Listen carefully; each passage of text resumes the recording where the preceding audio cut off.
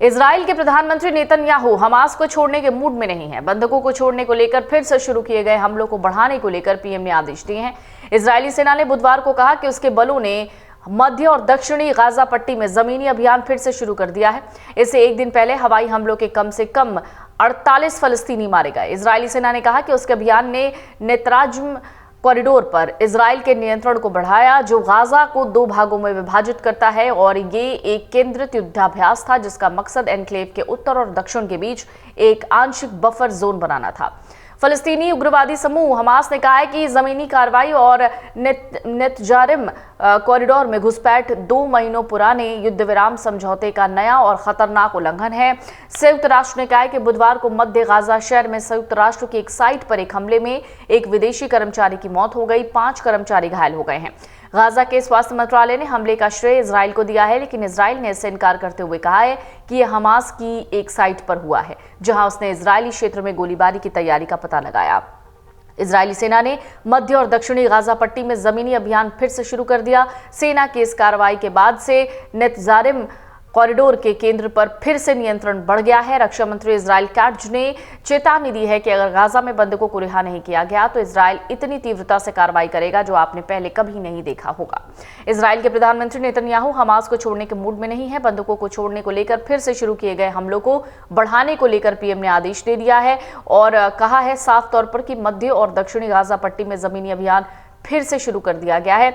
इससे पहले यानी एक दिन पहले ही हवाई हमलों में कम से कम 48 फलस्तीनी मारे गए थे। इजरायली सेना का कहना है कि उसके अभियान ने नेतजारिम कॉरिडोर पर इजराइल के नियंत्रण को बढ़ाया है, जो गाजा को 2 भागों में विभाजित करता है।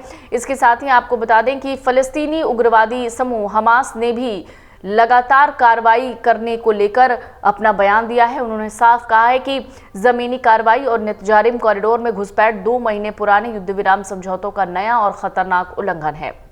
इन सबके बीच संयुक्त राष्ट्र ने कहा है कि मध्य गाजा शहर में संयुक्त राष्ट्र की एक साइट पर एक हमले में विदेशी कर्मचारी की मौत हो गई थी, 5 कर्मचारी घायल हुए हैं। गाजा के स्वास्थ्य मंत्रालय ने हमले का श्रेय इजराइल को दिया है, लेकिन इजराइल ने इससे इनकार करते हुए कहा है कि यह हमास की साइट पर हुआ है, जहां उसने इजरायली क्षेत्र में गोलीबारी की तैयारी का पता लगाया। इन सब के बीच में रक्षा मंत्री का भी बयान आया। रक्षा मंत्री ने भी कहा कि इजराइल बहुत तीव्रता से कार्रवाई करेगा अगर अभी भी बंधकों को रिहा नहीं किया जाता है तो। बुधवार को दूसरे दिन सैन्य कार्रवाई में गाजा में 20 फलस्तीनी मारे गए। एक दिन पहले 400 लोग मारे गए थे। सेना ने कहा है उत्तरी गाजा में जिस स्थल को निशाना बनाया गया वहां हमास द्वारा इजरायली क्षेत्र में हमले की तैयारी की जा रही थी। सेना ने गाजा पट्टी के बेत हनून और खान यूनिस इलाके में पर्चे गिराए, साथ ही चेतावनी दी कि यहां आपकी जान को खतरा है, इसे तुरंत खाली करें। इस बीच पेरिस में फ्रांसीसी राष्ट्रपति इमैनुअल मैक्रों के साथ बैठक में जॉर्डन के राजा अब्दुल्ला ने युद्ध विराम को बहाल करने का आह्वान किया।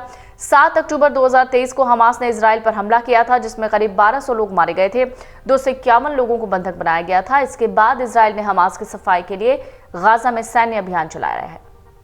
15 महीने तक जारी रहे इस अभियान में गाजा में 48,000 से ज्यादा फलस्तीनी मारे गए। गत जनवरी में इजराइल और हमास के बीच 6 सप्ताह के लिए युद्ध विराम और बंधकों की रिहाई के लिए समझौता हुआ। अभी भी फिलहाल हमास के कब्जे में 59 बंधक हैं।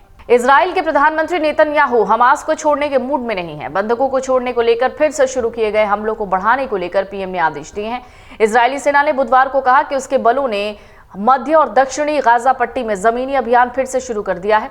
इससे एक दिन पहले हवाई हमलों के कम से कम 48 फलस्तीनी मारे गए। इजरायली सेना ने कहा कि उसके अभियान ने नेतराज्म कॉरिडोर पर इजराइल के नियंत्रण को बढ़ाया, जो गाजा को 2 भागों में विभाजित करता है, और ये एक केंद्रित युद्धाभ्यास था जिसका मकसद एन्क्लेव के उत्तर और दक्षिण के बीच एक आंशिक बफर जोन बनाना था।